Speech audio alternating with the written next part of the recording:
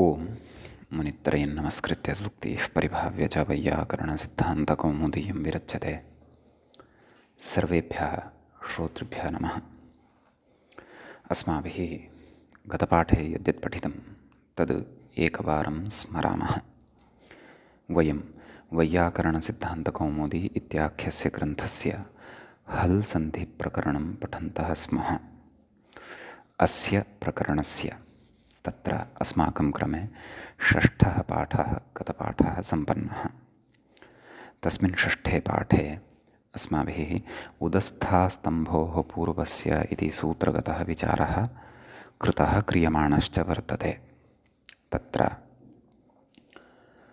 उदस्थानम् उदस्तम्भनम् इत्यवस्थायां स्थानम् इत्यस्य यः सकारः स्तम्भनम् इत्यस्य च यः सकारः द्वयोः अपि सकारयोः स्थाने अर्थात् द्वयोः अपि उदाहरणयोः विद्यते यः सकारः तस्य सकारस्य स्थाने तत्र बाह्यप्रयत्न साम्यात् पूर्वस्य सवर्णः थकारः पूर्वस्य सवर्णः तत्र दकारः पूर्वः तत्र दकारः भवति तस्य दकारस्य सवर्णः थकारः एव एतेन सकारेण सह पूर्णतया सावर्ण्यं भजते। अतः अस्य सकारस्य स्थाने अयं थकारः एव आदेशत्वेन लब्धः भवति। अतः तत्र उद्थानम् उद्थतम्भनम् इति स्थितिः अस्माभिः प्राप्ता। ततः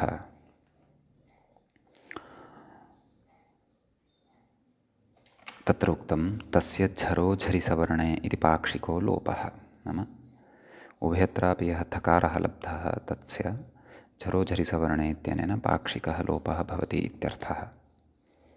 तर्हि तेन दकारस्य तु वयं खरिच इत्यनेन चर्तुं कुर्मः एव। अतः उत्थानम् उत्थानम् इति रूपम् तम्भनम् उत्तम्भनम् इति रूपं लभ्यते।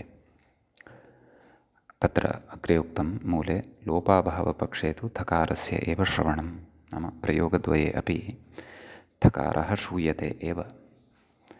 तर्हि लोपः यस्मिन् पक्षे न भवति तर्हि उत्थानम् इत्यत्र एकतकारः द्वौ च थकारौ श्रूयेते। एवमेव लोपाभावपक्षे उत्तम्भनम् इत्यत्र उत्थतम्भनं द्वौ तकारौ द्वयोः तकारयोः च मध्ये थकारः श्रूयते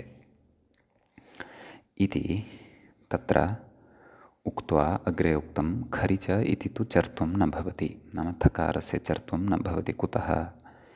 चर्तुं प्रति थकारस्य असिद्धत्वात्, नाम चर्तुं प्रति सः थकारः असिद्धः अस्ति।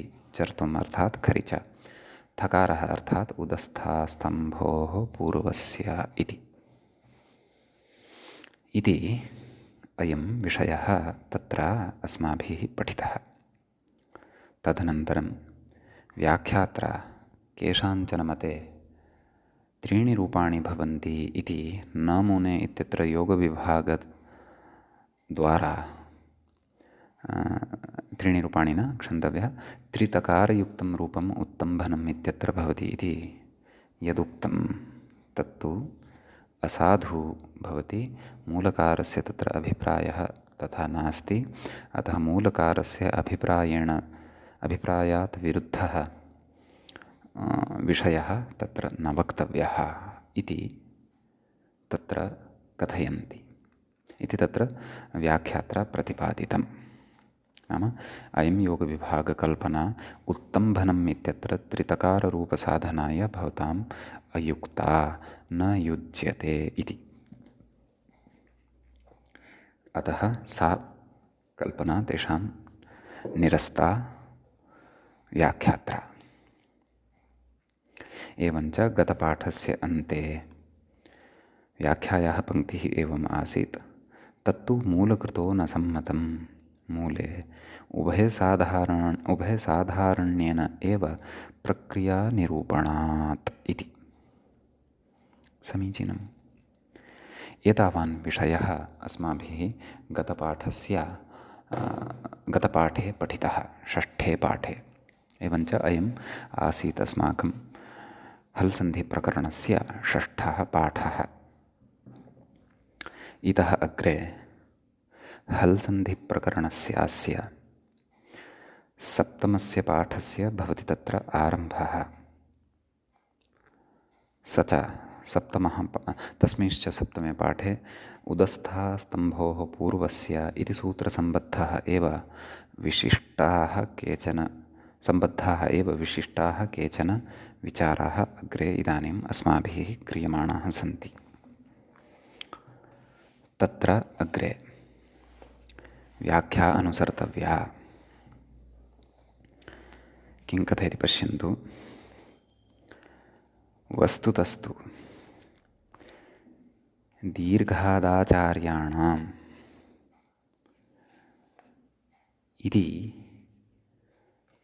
इत्युत्तरम्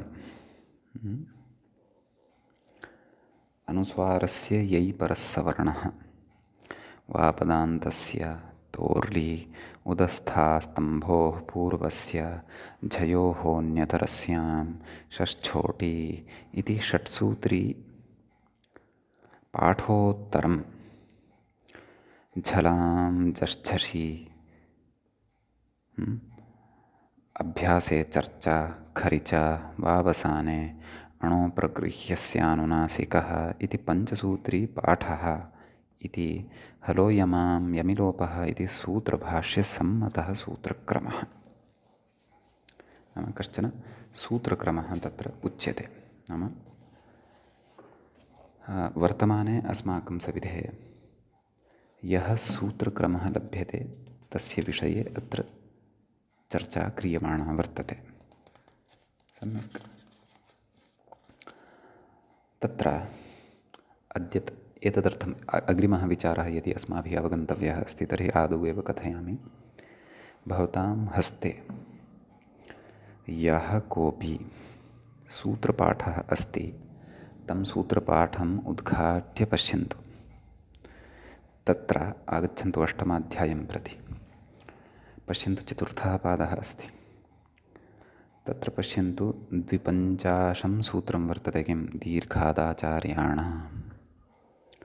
ततः अग्रे सर्वाणि सूत्राणि एकवारं ध्यानेन पठित्वा आगच्छन्तु। अहं पठन्नस्मि, भवन्तः दृष्टिपातं कुर्वन्तु। तदनन्तरमेव व्याख्यां प्रति आगत्य प्रयोजनं भविष्यति। पश्यन्तु 250 सूत्रमस्ति खलु दीर्घादाचार्याणां। ततः अग्रे कथं सूत्रपाठः अस्ति तद् वदामि। झलां जश्झषि अभ्यासे चर्चा खरिच वावसाने अणो प्रगृह्यस्यानुनासिकः अनुस्वारस्य यै परस्सवर्णः वापदान्तस्य तोर्ली उदस्थास्तम्भोः पूर्वस्य झयोः षष्ठोटी हलोयमाञ्यविलोपः झरोझरिसवर्णे उदात्तानुदात्तस्य स्वरितः नोदात्तस्वरितोदयमगार्ग्यकाश्यपगालवानाम्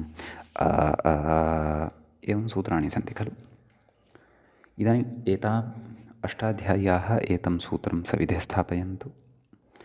अत्रापि आगच्छन्तु किं कथयति। व्याख्यायां वस्तुतस्तु इत्यतः आगच्छन्तु। किं कथयति। दीर्घादाचार्याणाम् इत्युत्तरम् अनुस्वारस्य यै परसवर्णः। एकक्षणमत्रैव तिष्ठन्तु। अष्टाध्याय्यां पश्यन्तु। दीर्घादाचार्याणाम् एतदनन्तरं नाम इत्युत्तरम् अर्थात् एतदनन्तरम् इति सूत्रानन्तरं भवन्तः किं सूत्रं पश्यन्तः सन्ति स्वकीये सूत्रपाठे। झलां जश्झषि इति खलु पठन्तः सन्ति। ततः अनन्तरम् अनुस्वारस्य यै परसवर्णः इति सूत्रं तु नास्ति खलु, यत् व्याख्यात्रा उच्यमानमस्ति, नास्ति। ततः परन्तु झलां जश्झषि अभ्यासे चर्चि इति अस्ति। तर्हि अनुस्वारस्य यै परसवर्णः कुत्र अस्ति इति चेत् तदनन्तरं खरिच अस्ति, वावसाने अस्ति, नैव अभ्यासे चर्चा अस्ति, खरिच अस्ति, वावसाने अस्ति, अणोप्रगृह्यस्यानुनासिकः इति अस्ति। तदनन्तरम् अनुस्वारस्य यै परसवर्णः इति अस्ति। सम्यक् सम्यक् भेदः ज्ञातः खलु। व्याख्याता यं क्रमं वदन् अस्ति, अष्टाध्याय्यां च यः क्रमः अस्ति सूत्राणां, तत्र भेदः अस्ति खलु। आगच्छन्तु इदानीं व्याख्यायाः पङ्क्तिं पठामः। कथयति दीर्घादाचार्याणाम् इत्युत्तरम्, अर्थात् एतस्मात् सूत्रात् अनन्तरम् अनुस्वारस्य यै परसवर्णः इति एकं सूत्रं, वापदान्तस्य इति द्वितीयं सूत्रं, तोर्लि इति तृतीयं सूत्रं, उदस्थास्तम्भोः पूर्वस्य इति चतुर्थं सूत्रं, झयोः इति पञ्चमं सूत्रं, षष्ठोटि इति षष्ठं सूत्रं। कथयति इति षट्सूत्री पाठोत्तरम्, अर्थात् एतत् षट्सूत्री कुतः आरभ्य अनुस्वारस्य यै परसवर्णः इत्यतः आरभ्य षष्ठोटि एतावत्पर्यन्तं षट्सूत्राणि भवन्ति खलु। अनुस्वारस्य परसवर्णः इति, वापदान्तस्य इति, तोर्लि इति, उदस्थास्तम्भः इति, झयोः न्यदरस्याम् इति, षष्ठोटि इति च षट्सूत्राणि भवन्ति खलु। तर्हि कथयति एतत् सूत्रं क्वचित् अथवा भाष्यकारेण यः पाठः सम्मतः तत् पाठसम्मतेः अनुसारं दीर्घादाचार्याणाम् इति सूत्रानन्तरम् एतत् सूत्रषट्कं पठितम् अस्ति। नाम एषा षट्सूत्री पठिता अस्ति। कथयति नाम दीर्घादाचार्याणाम् एतदनन्तरम् अनुस्वारस्य परसवर्णः इति सूत्रादारभ्य षष्ठोटि इति सूत्राणि इति षट्सूत्राणि आदौ पठितानि, तदनन्तरं व्याख्यायाम् आगच्छन्तु। षट्सूत्री पाठोत्तरं कानि सूत्राणि सन्ति पश्यन्तु। झलां झषि इति एकम्, अभ्यासे चर्चा इति द्वितीयं, खरिच इति तृतीयं, वावसाने इति चतुर्थम्, अणोप्रगृह्यस्यानुनासिकः इति पञ्चमं। कथयति इति पञ्चसूत्री पाठः अस्ति। पश्यन्तु इति कः कथयति इति हलो यमां यमिलोपः इति सूत्रस्थभाष्यसम्मतः सूत्रक्रमः। हलो यमां यमिलोपः इति सूत्रे भाष्यकारेण एवं रीत्या सूत्रक्रमः सम्मतः वर्तते तस्य मते। तर्हि पश्यन्तु अत्र पञ्चसूत्री एषा अस्ति का, कुतः आरभ्य झलां झषि इत्यतः आरभ्य अणोप्रगृह्यस्यानुनासिकः। तर्हि पञ्चसूत्रीं कां कथयन् अस्ति व्याख्याता इति ज्ञातं खलु। षट्सूत्रीं च कां कथयन् अस्ति व्याख्याता इति ज्ञातं खलु। तर्हि सः कथयति यद् भाष्ये एवम् उक्तम् अस्ति यद् दीर्घादाचार्याणाम् एतदनन्तरम् अनुस्वारस्य परसवर्णः इत्यतः आरभ्य षष्ठोटि इति सूत्रं यावत् या षट्सूत्री अस्ति सा पूर्वं पठिता अस्ति। अपि च धातुपाठेषु अद्यत्वे झलां झषि इति सूत्रादारभ्य षष्ठोटि इति सूत्रं यावत् क्षन्तव्य झलां झषि इति सूत्रादारभ्य तत्र अणोप्रगृह्यस्यानुनासिकः इति सूत्रं यावत् या पञ्चसूत्री अस्ति सा पञ्चसूत्री तस्याः षट्सूत्र्याः अनन्तरं पठिता वर्तते इत्यर्थः। अर्थात् आदौ दीर्घादाचार्याणाम् अस्ति, तदनन्तरं षट्सूत्री अस्ति, तदनन्तरं पञ्चसूत्री अस्ति। षट्सूत्री च का अस्ति, कां षट्सूत्रीं कथयन् अस्ति व्याख्याता, पञ्चसूत्री च का अस्ति, कानि सूत्राणि पञ्चसूत्री इति कथयन् अस्ति व्याख्याता, तदस्माभिः स्पष्टीकृतमेव। साधु इति भाष्यसम्मतः पाठः अस्ति। परन्तु अद्यत्वे तथा पाठः दृश्यते वा? न खलु। अद्यत्वे किं दृश्यमानम् अस्ति? दीर्घादाचार्याणाम् एतदनन्तरम् आदौ पञ्चसूत्री अस्ति, तदनन्तरं षट्सूत्री वर्तते। सम्यक् कथयति इति भाष्यसम्मतः सूत्रक्रमः। तर्हि कथयति यदि भाष्यसम्मतं सूत्रक्रमम् आदाय वयं चर्चां कुर्मः तर्हि कथयति एवञ्च खरिच इति चर्त्वे कर्तव्ये उदस्थास्तम्भोः इति पूर्वसवर्णस्य थकारस्य असिद्धत्वाभावात् चर्त्वे उत तथानम् इति द्वितकारम् एकथकारं रूपम् उत तम्भनम् इति तु त्रितकारमेव रूपम् इति शब्देन्दुशेखरे प्रपञ्चितम्। नाम एवं रीत्या यदि पाठक्रमं वयं पश्यामः तर्हि पश्यन्तु, तर्हि किं भविष्यति? उदस्थास्तम्भोः पूर्वस्य इति सूत्रं पूर्वं भविष्यति त्रिपाद्यां। समीचीनं। यदि षट्सूत्री पूर्वं गता, यतः उदस्थास्तम्भोः पूर्वस्य इति सूत्रं षट्सूत्र्यां वर्तते, खरिच इति सूत्रं पञ्चसूत्र्यां वर्तते। अतः हलो यमाम्यमि लोपः इति भाष्यसम्मतः पाठः अस्माभिः स्वीक्रियते चेत् स्वीकर्तव्यः एव। कुतः? यतः तत्र भाष्यकारेण तथा प्रतिपादितं वर्तते। तत्र भाष्यकारेण कस्यचित् उद्देश्यस्य सम्पूर्त्यर्थं तथा सूत्रक्रमः उक्तः, अथवा तस्य समये तस्य काले एवं रीत्या सूत्रपाठः स्यात्।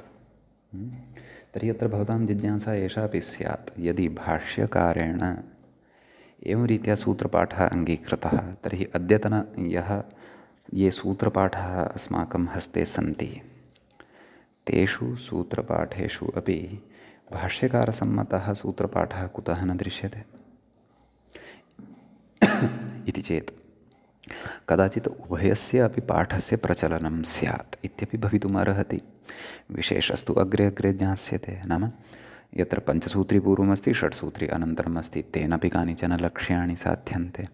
यत्र षट्सूत्री पूर्वमस्ति पञ्चसूत्री अनन्तरम् अस्ति, तेनापि कानिचन लक्ष्याणि अर्थात् प्रयोगाः साध्यन्ते इत्यपि भवितुमर्हति। तथा अस्ति वा न वा इति तु कालक्रमेण अग्रे एव ज्ञास्यते, परन्तु सद्यः अत्र कश्चन विचारः कृतः वर्तते। एवं तर्हि यदि वयं भाष्यसम्मतं पाठं स्वीकुर्मः, तत्रापि हलो यमाम्यमि लोपः इत्यत्र भाष्यस्थं पाठम् अत्र यदि स्वीकुर्यामः, तर्हि तु प्रकृते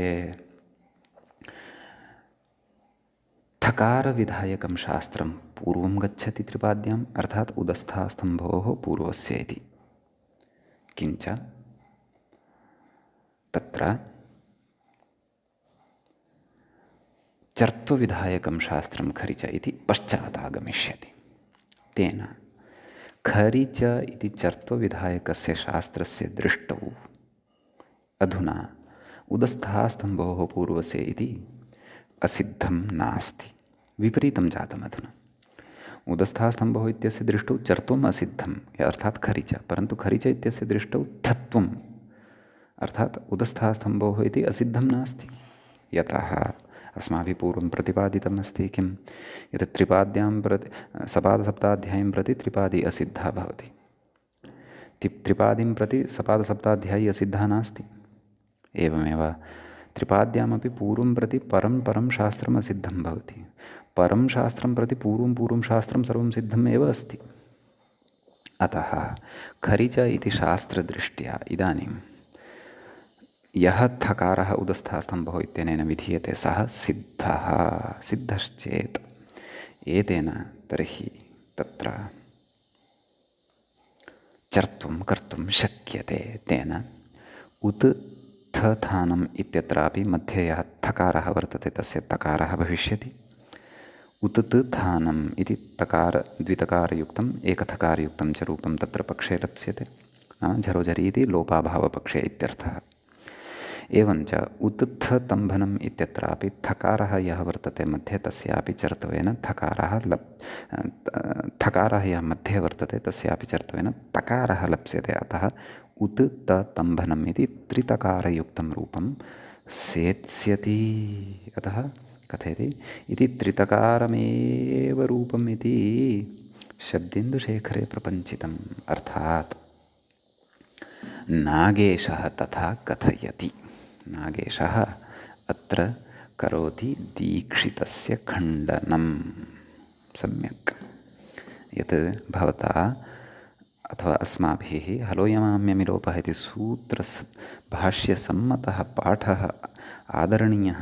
तत्र षट्सूत्री प्राक् पठनीया, पञ्चसूत्री परं पठनीया, ततः खरिच इति शास्त्रदृष्ट्या उदस्थास्तम्भोः पूर्वस्य इत्यस्य शास्त्रस्य सिद्धत्वं स्वतः एव भविष्यति।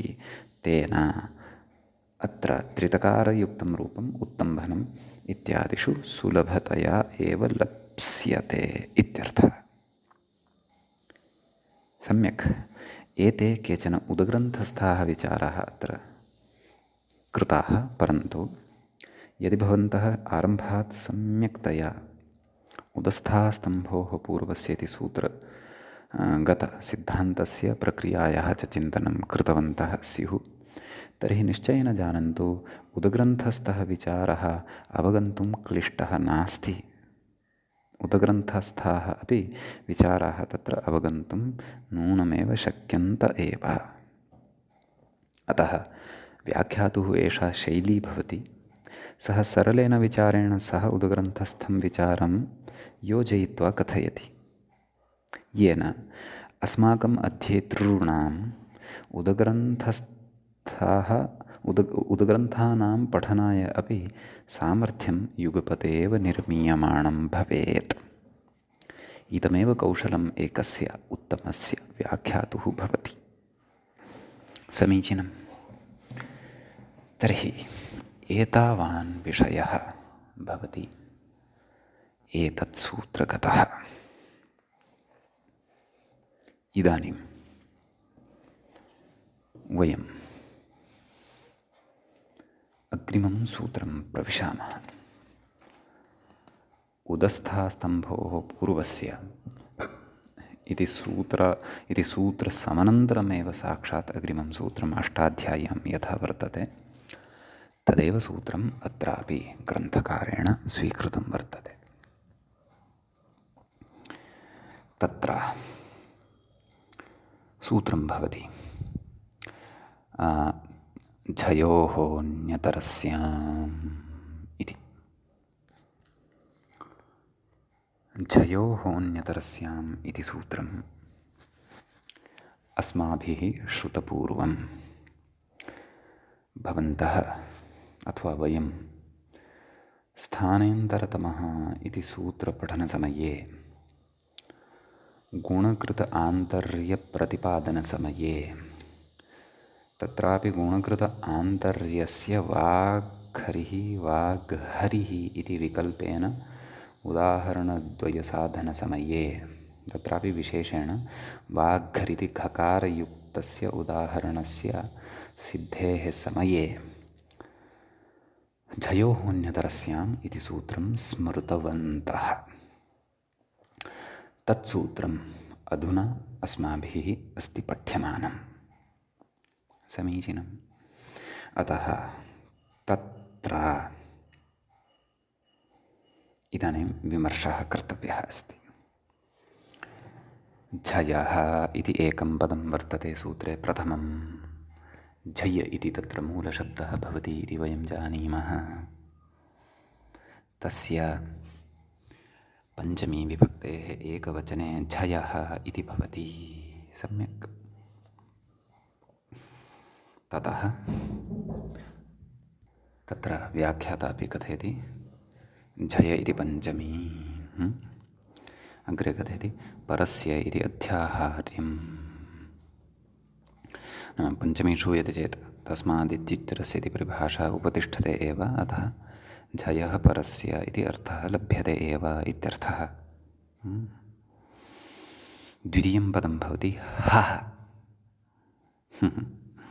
कथयति ह इति षष्ठी, अर्थात् हः इत्यत्र षष्ठी विभक्तिः अस्ति इत्यर्थः। तत्र कथयति उदस्थास्तम्भोः इत्यतः पूर्वस्य इति अनुस्वारस्य यै परसवर्णः इत्यतः सवर्ण इति च अनुवर्तते। तृतीयं पदमपि अस्ति खलु सूत्रे अन्यतरस्यां। तच्च विभक्तिप्रतिरूपकम् अव्ययं भवति। सम्यक्। अतः तत्र सूत्रार्थः तदाह झयः परस्य इत्यादिना सूत्रार्थं कथयति पश्यन्तु। झयः परस्य हस्य पूर्वसवर्णः वा स्यात् इति। नाम तत्र झै प्रत्याहारस्थः वर्णः अन्ते अपेक्षितः अथवा क्वचिदपेक्षितः। तस्मात् परः हकारः भवेत्। तस्य हकारस्य पूर्वसवर्णाः भवति। पूर्वसवर्णादेशः भवति वा भवति, अर्थात् विकल्पेन भवति। वा इति च अर्थः अन्यतरस्याम् इत्यस्मात् लब्धः।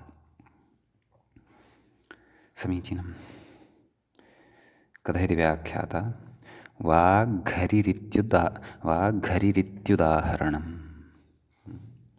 वाग्घरिः इति उदाहरणं भवति इत्यर्थः। समीचीनं। कथयति, प्रक्रियां दर्शयति। वाच् शब्दः चकारान्तः, एवं खलु।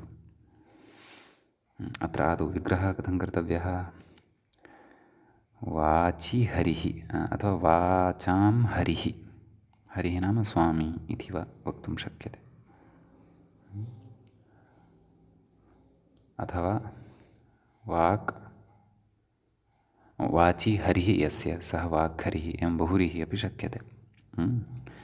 अतः काचिदपि युक्ता विग्रहयुक्ति आश्रयितुं शक्यते अत्र। भवतु, अस्माकं कार्यं तु सन्धिकार्यमस्ति सद्यः। समासविवेचनपटुत्वं तु भवन्तः समासप्रकरणं पठित्वा ज्ञास्यन्ति, भवतु नाम, अथवा ईषत् जानन्ति अपि।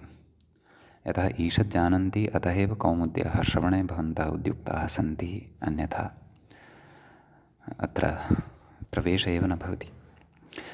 अत एव संज्ञाप्रकरणे आरम्भे मया उक्तमासीत्, अधिकारी कः अस्ति अत्र अनुबन्धचतुष्टयनिरूपणवेलायां। तर्हि प्रकृते अधिकारी भवति यस्य मूलभूतं ज्ञानं तत्र ईषद्वा व्याकरणस्य भवति। मूलभूतं वा स्थूलभूतं वा किमपि वा। नव्यक्रमे न्यूनातिन्यूनं लघुकौमुदीं पठित्वा आगतः भवेत्। प्राचीनक्रमे न्यूनातिन्यूनं प्रथमावृत्तिग्रन्थं वा पठित्वा आगतः भवेत्। तर्हि कौमुद्यां सर्वविधाः सिद्धान्ताः अथवा सर्वेपि विषयाः नूनमेव ज्ञायन्ते। एतावदपि यदि नास्ति तर्हि संस्कृतसम्भाषणं मुखे स्यात् शुद्धं। शब्दानां सामान्यः परिचयः च स्यात्, तावदलं।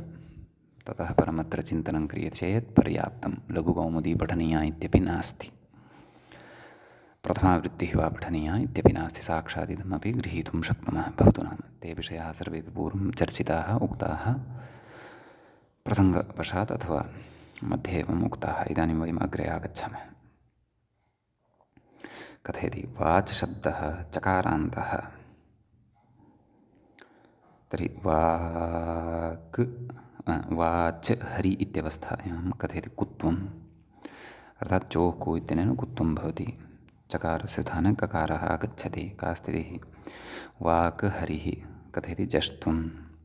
झलाञ्जषोन्ते इत्यनेन ककारस्य ककारः भवति। वाग्हरि, वाग्हरि इति स्थिते इति कथयति। हकारस्य पूर्वसवर्णविधौ, नाम हकारः यः अस्ति तस्य पूर्वसवर्णत्वं क्रियते। गकारः पूर्वनिमित्तं। तर्हि पूर्वं कः वर्तते? गकारः अस्ति। वाग्हरिः पूर्वस्य सवर्णः एव अत्र हकारस्य स्थाने भवति खलु। तर्हि पूर्वः कः अस्ति? ककारः।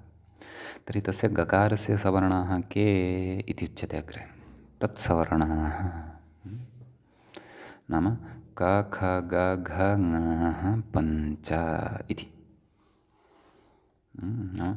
एते ये पञ्च सन्ति।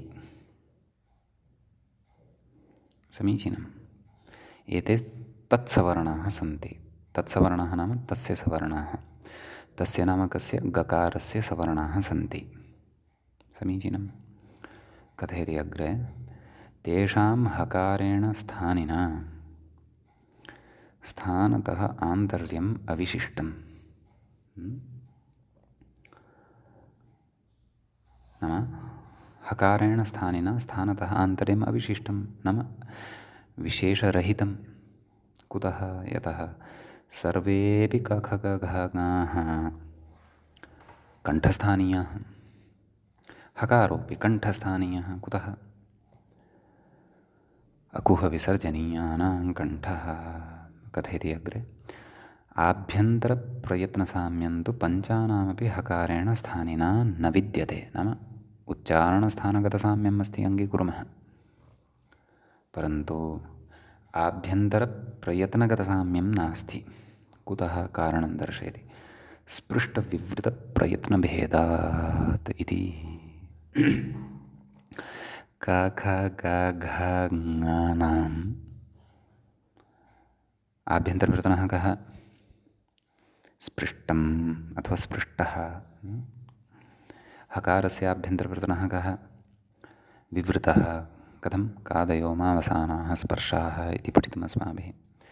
तत्र स्पृष्टं प्रयत्नं स्पर्शानाम् इत्यपि पठितम्। एवमेव शशसहाः ऊष्माणः विवृतम् ऊष्मणां स्वराणां च इति आभ्यन्तरप्रयत्नविवेकः अस्माभिः विस्तरेण पठितः वर्तते पूर्वम्। अतः तत्र हकारेण सह समानता नास्ति। एवं खलु? अतः अग्रे उच्यते, अतः बाह्ययत्नतः आन्तर्यमादाय। तर्हि किं कर्तव्यम्? आन्तर्यं तु अपेक्षितं। तदा एव निर्णीतं भविष्यति यत् कः जनः कः जनः अर्थात् क ख ग घ ङेषु कः वर्णः।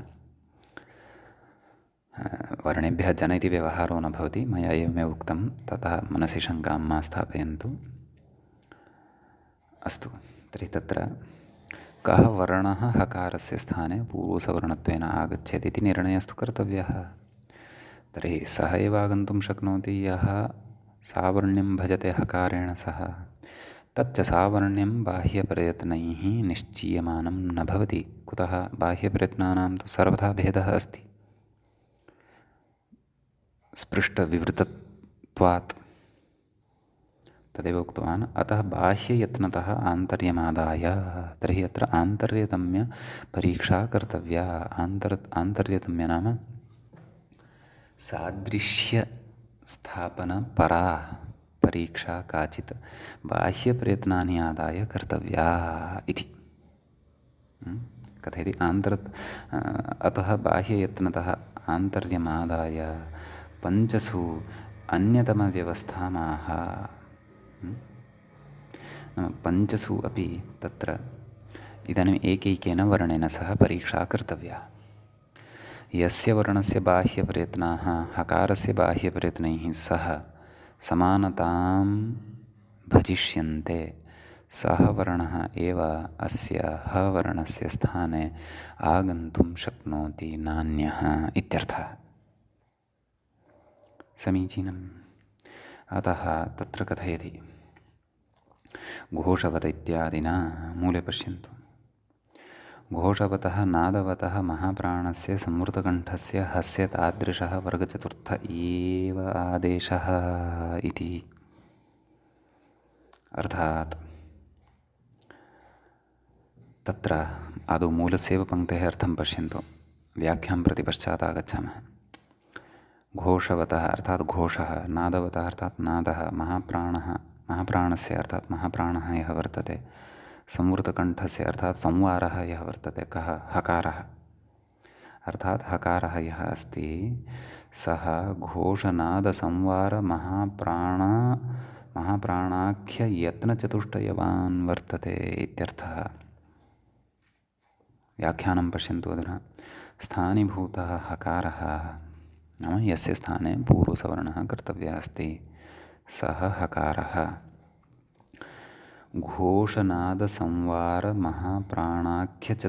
यत्नचतुष्टयवान् अस्ति। नाम तस्य महाप्राणाः एते चत्वारः वर्तन्ते, घोषः, नादः, संवारः, महाप्राणः इति।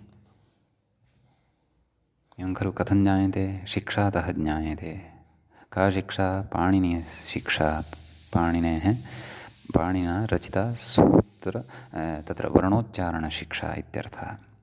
यस्याः शिक्षायाः अभिप्रायमादाय तत्र पूर्वं कारिकाम् उक्तवान्। किं? खयां यमाः खयः कः बहु विसर्गश्चर एव च इत्यादि कारिकाम् उक्तवान् खलु? सा समीचीनं। कथयति तत्र कथयति मूले पुनः पश्यन्तु। घोषवतः नादवतः महाप्राणस्य संवृतकण्ठस्य हस्य तादृशः वर्गचतुर्थ एव आदेशः।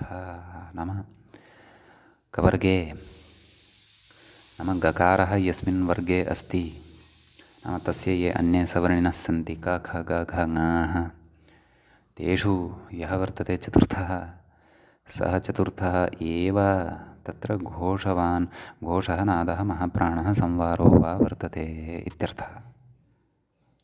स एव अस्य हकारस्य स्थाने भवितुमर्हति।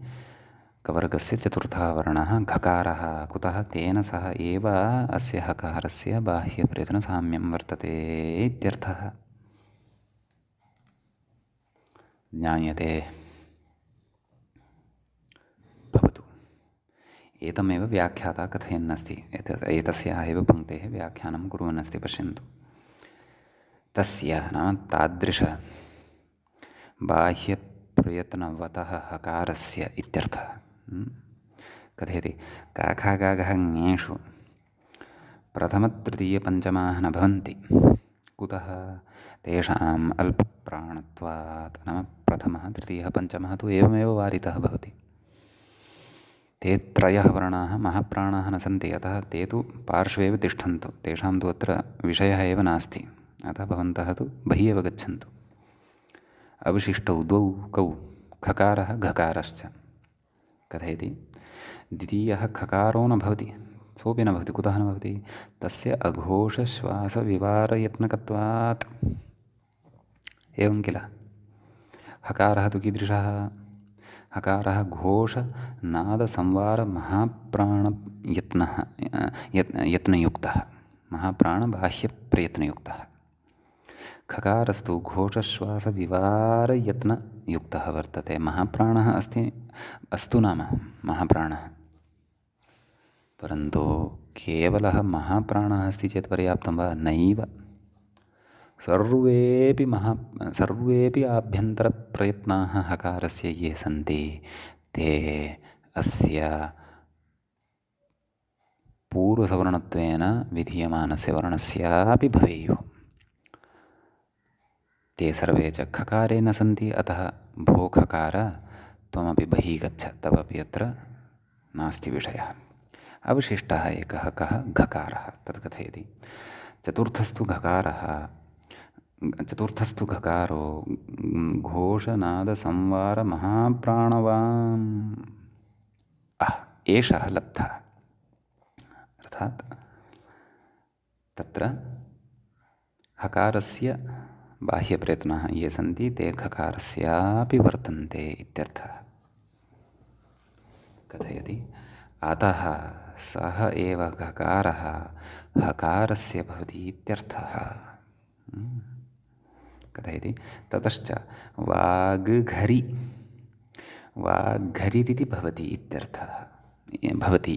तदनन्तरं कथयति पूर्वसवर्णाभावे तु वाग्हरि इति भवति इति शेषः। एवञ्च एवं तत्र विकल्पेन रूपद्वयं सिद्धं भवति। सम्यक्। इदानीम् अस्मिन्नेव क्रमे अत्र एकम् उदाहरणं दत्तम्, अन्यानि अपि उदाहरणानि भवन्तः पठितवन्तः सन्ति, परन्तु तत्र एकवारं स्मरन्ति चेत् ज्ञास्यते। भवद्भिः सूत्रं पठितमेकं किम्? ऊकालोज्झ्रस्वदीर्घप्लुतः। तत्र कथं सन्धिच्छेदः? ऊकालोच् ह्रस्व, तत्रापि झयोः इत्यस्यैव सूत्रस्य प्रवृत्तिः वर्तते। झयः परस्य अच् ह्रस्व एवमस्ति खलु। तत्र झयः परस्य झयकः चकारः, ततः परस्य हस्य हकारः कः? ह्रस्व इत्यस्य हकारः, तस्य पूर्वसवर्णः भवति। तस्य च स्थाने झकारः एव आगत्य तिष्ठति बाह्यप्रयत्नसाम्यात्, अतः ऊकालोज्झ्रस्व एवं रीत्या तत्र श्रवणं भवति। एवं खलु। एवमेव अन्यदपि बहुद्भिः सूत्रं पठितं किम्? नाज्झलौ, तत्रापि एवमेव सन्धिः। न अच् हलौ तत्रापि झयोः इत्यनेन पूर्वसवर्णत्वेन बाह्यप्रतिगुणसाम्यात् चवर्गस्थः झकारः एव तस्य स्थाने आगच्छति। एतादृशमेव भवद्भिः एकमितोपि सूत्रं पठितं किं दूरात् धूते च तत्र पश्यन्तु दूरात् हूते इति आसीत् तत्रापि हकारः परतः अस्ति। दूरात् इत्यत्र तकारः तस्य स्थाने दकारः भवति जष्ट्वेन दूराद् हूते इति स्थितिः भवति। तर्हि तस्य दकारस्य नाम सः दकारः झै प्रत्याहारस्थः ततः परस्य हस्य पूर्वसवर्णत्वेन दकारः यस्मिन् वर्गे अस्ति तद्वर्गीयः चतुर्थः धकारः एव तस्य हकारस्य स्थाने भवति। अतः दूरात् हूते इति सन्धिकार्यं विधाय दूराद् धूते एवं रीत्या श्रूयते। सम्यक् एवमेव तत्र शास्त्रे यथा यत्र भवन्तः एतादृशं सन्धिं पश्यन्ति तत्र अवश्यं झयोः अन्यत्रस्यामिति सूत्रमादाय चिन्तनं कुर्वन्ति चेत् तर्हि मूलतः अत्र कौ शब्दौ स्तः इति विवेकोऽपि स्पष्टः भवति। सम्यक् इति विवेकः अपि स्वतः एव जायते। समीचीनम् इति एतावान् विशेषः तत्र झयोः इति सूत्रगतः भवति। इदानीं वयम् अग्रिमं सूत्रं प्रविशामः। अग्रिमं सूत्रं भवति तत्र षष्ठोटी इति साक्षात् झयोः इति सूत्रानन्तरम् इदं सूत्रं वर्तते। पदच्छेदः द्रष्टव्यः। शः इति एकं पदं, द्वितीयं पदं वर्तते छः, सम्यक्, तृतीयं पदं वर्तते अटी इति। तस्य विभक्तिनिर्देशमपि पश्यामः। शः इत्यत्र षष्ठी विभक्तिः अस्ति। षष्ठी विभक्तिः यदि अस्ति तर्हि मूलशब्दः कः स्यात्? श इति मूलशब्दः अस्ति। तस्य मूल श इति व्यञ्जनरूपस्य व्यञ्जनात्मकस्य शब्दस्य षष्ठीविभक्तेः एकवचने शः इति रूपं भवति। सम्यक्। ततः छः इत्यत्र प्रथमा वर्तते। छः इत्यत्र छकारात् परतः यः अकारः सः उच्चारणार्थः वर्तते। छ इति व्यञ्जनमेव तत्र विवक्षितम् इति अभिप्रायः। समीचीनम्। अटि इत्यत्र अट् शब्दस्य सप्तमी विभक्तिः अस्ति। अतः तत्र विभक्तिश्रवणेन भवतां बुद्धौ ताः परिभाषाः अपि उपस्थिताः सञ्जाताः स्युः इति अहं भावयामि, तथापि स्मारयामि। शः इत्यत्र षष्ठी श्रूयते, तत्र मूलशब्दः श इत्युक्तं। षष्ठी श्रूयते इति कृत्वा षष्ठीस्थाने योगः इति परिभाषा उपतिष्ठते, अर्थात् शस्य स्थाने इति अर्थः अवगन्तव्यः। छः इत्यत्र प्रथमा श्रूयते, तद्विषये विशेषेण कापि परिभाषा न श्रूयते, न पठिता अस्माभिः, परन्तु प्रथमान्तं विधीयमानं भवति इति अस्माभिः पूर्वं ज्ञातं वर्तते। तत् छकारस्य विधानं भवति कस्य स्थाने? षकारस्य स्थाने। छकारः च अत्र व्यञ्जनरूपः एव विवक्षितः, नाम अकारः तत्र उच्चारणार्थः वर्तते इत्यर्थः। अटि इत्यत्र सप्तमी अस्ति, अतः तत्र तस्मिन् इति निर्दिष्टे पूर्वस्य इति परिभाषा उपतिष्ठते। अर्थात् एतावता पदानि दृष्ट्वा ज्ञायते यत् शकारस्य स्थाने छकारः भवति यदा शकारात् परतः अट् प्रत्याहारस्थः कश्चन वर्णः भवति तदा। समीचीनं। तत्र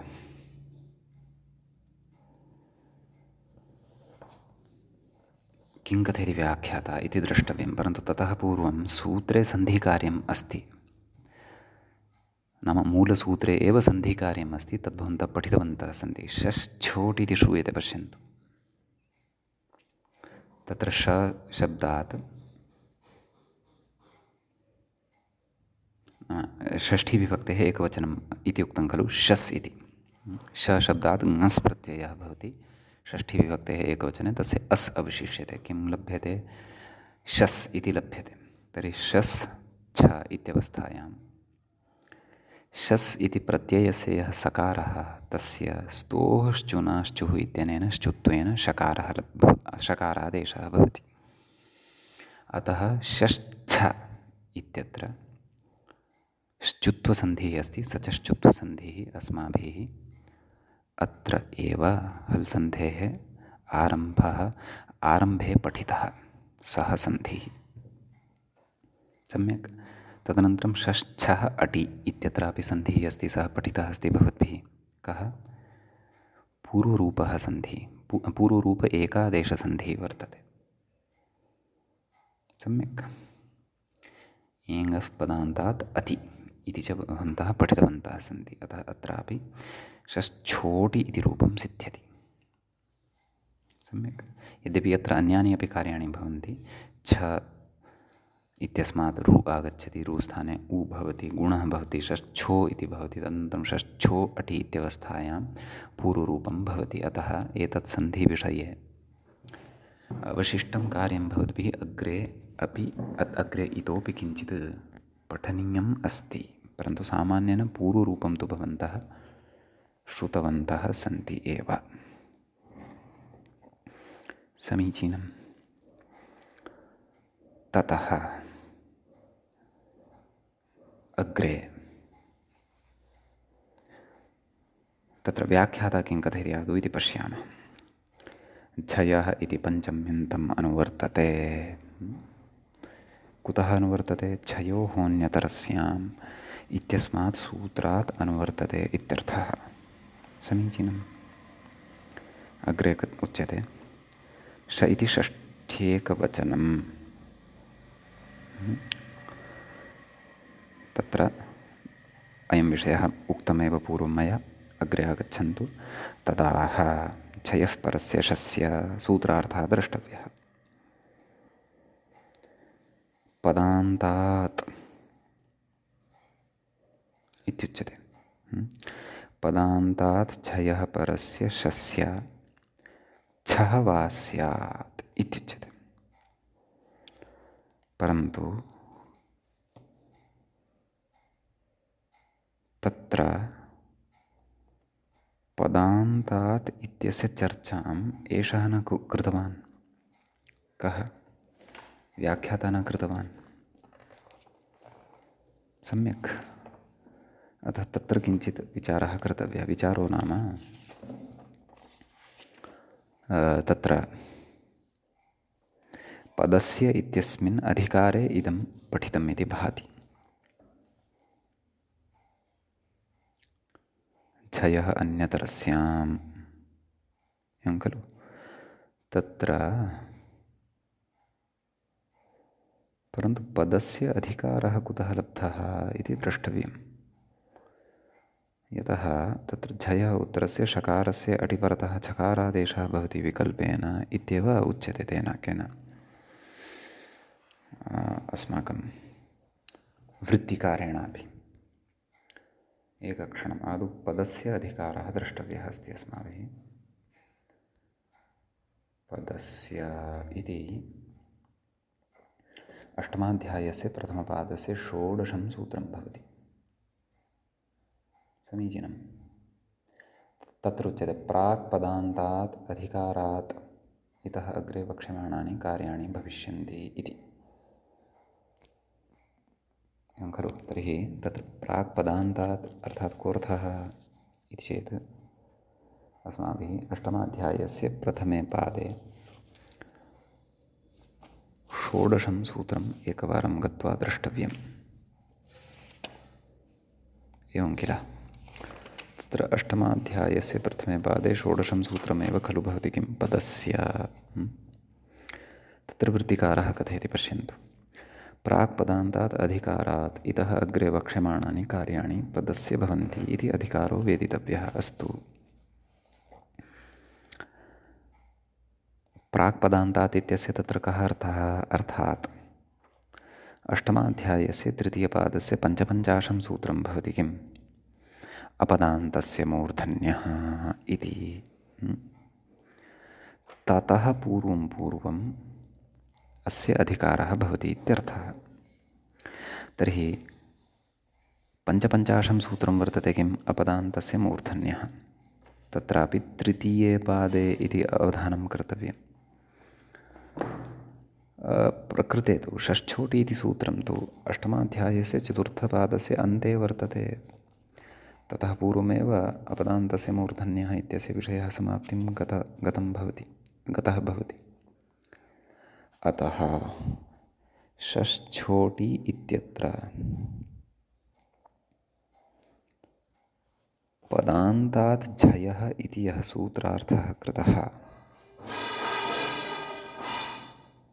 तस्य व्याख्यानं द्रष्टव्यं, चिन्तनीयं। तत्र कथयति व्याख्याता तत्त्वबोधिनीकारः कथयति पश्यन्तु। इह पदान्तात् इति अनुवर्त्य पदान्तात् झयः इति व्याख्येयं समीचीनं लब्धं। परन्तु पदान्तात् इति कुतः अनुवर्तनीयं तत् खलु द्रष्टव्यम्। इति चेत् षष्ठ्योटि इत्यतः पूर्वं सूत्राणि पश्यन्तु, कुत्र पदान्तात् इति आगतं। ततः झयोः न्यतरस्यां, नाम अहं विपरीतक्रमेण सूत्राणि पठन् अस्मि। झयोः न्यतरस्याम् उदः स्तास्तम्भोः पूर्वस्य तोर्लि अनुस्वारस्य परसवर्णः अणोपरगरीयस्यानुनासिकः वावसाने खरिच अभ्यासे चर्चा झलां जष्ठषि दीर्घादाचार्याणां सर्वत्र शाकल्यस्य त्रिप्रवृत्तिषु शाकटायनस्य शरोचि नादिन्याक्रोशे पुत्रस्य अनचि च अचोरहाभ्यां द्वे यरोनुनासिकेनुनासिको वा शात् तोषि न पदान्ताट्टोरनाम् इत्यत्र लब्धम्। न पदान्ताट्टोरनाम् समीचीनं। किञ्च तत्र पदान्तात् इति पृथक्तया तादृशः अधिकारः तु न कृतः वर्तते। पदान्ताद्वा इति एकं सूत्रं दृश्यते, तत्तु षष्ठाध्याये, तस्य सम्बन्धः नास्ति अत्र। अतः न पदान्ताट्टोरनाम् इत्यतः पदान्तात् इति अनुवर्तनीयम् इति भाति। अथवा षात् पदान्तात् इति त्रिपञ्चाशं सूत्रं वर्तते, ततः अपि पूर्वं किञ्चित् गच्छामः। नैव पदान्तस्य इति अधिकारः एव अस्ति भोः। सत्यं पदान्तस्य तत्र पश्यन्तु। इदानीं लब्धम् अष्टमाध्यायस्य चतुर्थपादस्य 37 सूत्रं भवति किं? पदान्तस्य। अधुना लब्धं समीचीनं। तर्हि अष्टमाध्यायस्य चतुर्थपादस्य 37 सूत्रं प्रति अहं गच्छन्नस्मि वृत्तिग्रन्थे। तत्र भवन्तः अष्टाध्याय्यामपि पश्यन्तु। तत्र 37 सूत्रं यदुक्तं सः अधिकारः एव तत्र